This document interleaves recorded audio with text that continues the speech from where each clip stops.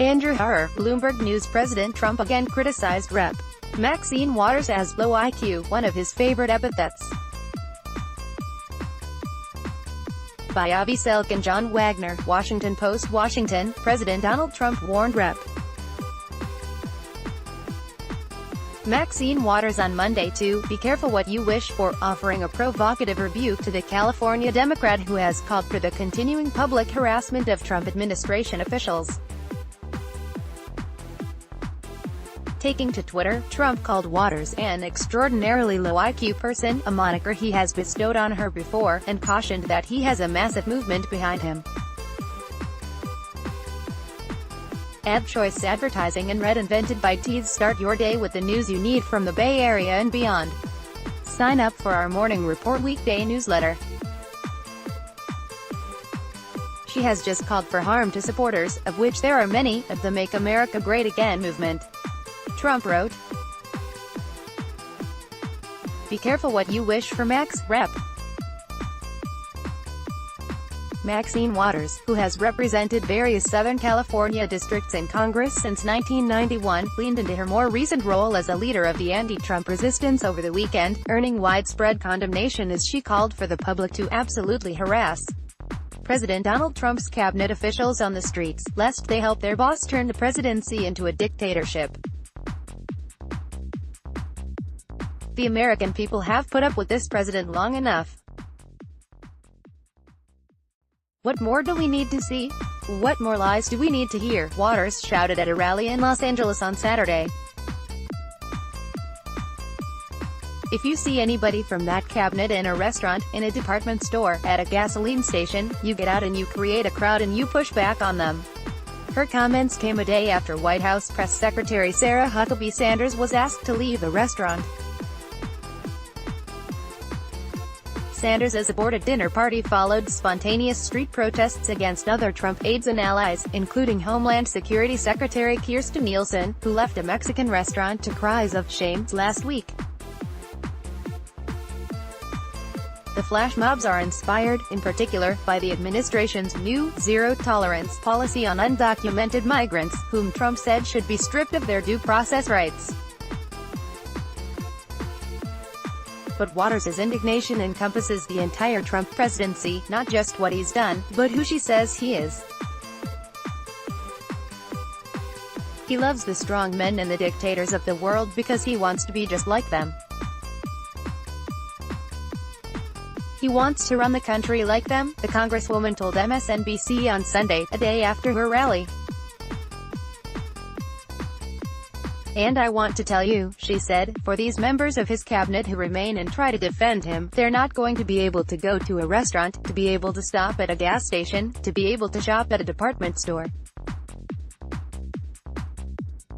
The people are going to turn on them, they're going to protest, they're going to absolutely harass them until they tell the president, 'No, I can't hang with you.'"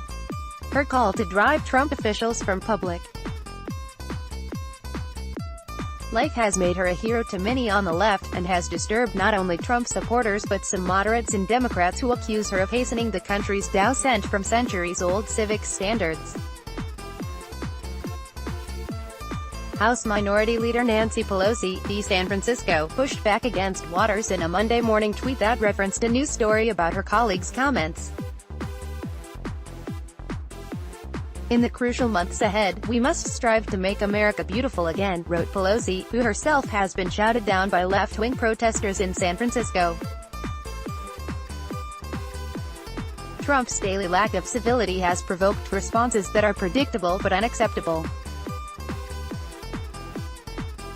"As we go forward, we must conduct elections in a way that achieves unity from sea to shining sea." Some Republicans were less subtle in their condemnation of Waters.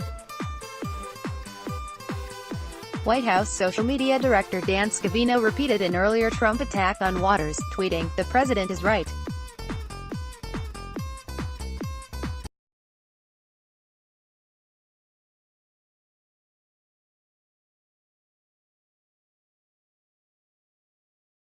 He also urged Pelosi to stand up to her. "We are kind of back to the colonial era in terms of public shaming, with virtual and symbolic stocks in the public square rather than literal ones." U.S. Historian John Meacham told The Washington Post's Mary Jordan. He called this a perhaps uniquely tribal moment in the country's history. Without mentioning Waters, David Axelrod, former President Barack Obama's one-time chief strategist, wrote that he was kind of amazed and appalled by the number of folks on the left who applauded Sanders' expulsion from a restaurant. As of Monday morning, the right-leaning Drudge Report was devoting the top section of its front page to a teeth-gritting photo of Waters, who orders more public harassment of Trump aides. And Waters' opponent in the upcoming election, Republican Omar Navarro, has tried to turn the outrage into a boost for his long-shot campaign to unseat her. The Congresswoman's office could not immediately be reached for comment on the reaction. The Washington Post's David Weigel contributed to this report. AD Quality Auto 360p 720p 1080p. You might also win up to $500 rebate with every $5 Visa spend. HSBC Bank. This 29-year-old made $10 million in watches in 3 years. Defolio air conditioning now finally affordable thanks to newthingstoday.com. Singapore AC